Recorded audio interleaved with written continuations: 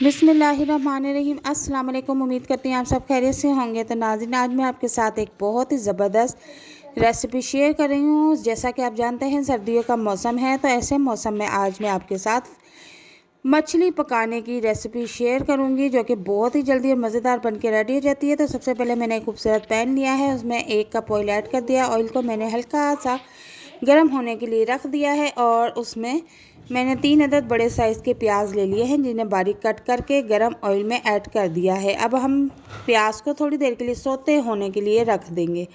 तो मछली की क्वांटिटी मैं आपको बता देती हूँ कि मैंने तकरीबन 2 किलो मछली ली है और उसको बेसन और लहसुन के पानी में मैंने धो के रख लिया था और टोकरी में खुश्क होने के लिए रख दिया था।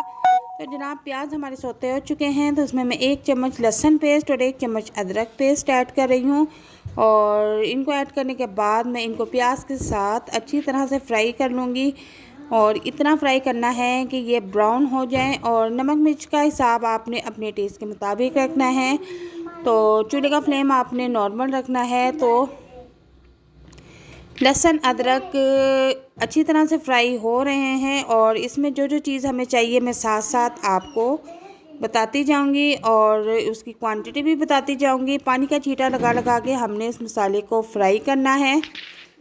तो जनाब, अब मैं इसमें थोड़ा सा मछली मसाला ऐड कर दूंगी। मछली मसाला मैंने घर पे खुद रेडी किया था और इसकी भी मैंने वीडियो बनाई हुई है, तो आपको उसका लिंक डिस्क्रिप्शन में दे दूँगी, आप वहाँ से जाके देख लीजिएगा। और इसके साथ ही इसको अब हम अच्छी तरह से फ्राई करेंगे और ये मसाला डालते ही ऐसे मैजिकल टेस्ट इसमें आता है। इसके बाद मैंने 3 अदद बड़े साइज़ के टमाटर लिए थे, जिन्हें मैंने ब्लेंड कर लिया था। आपने भी इसी तरह सारा मेथड करना है।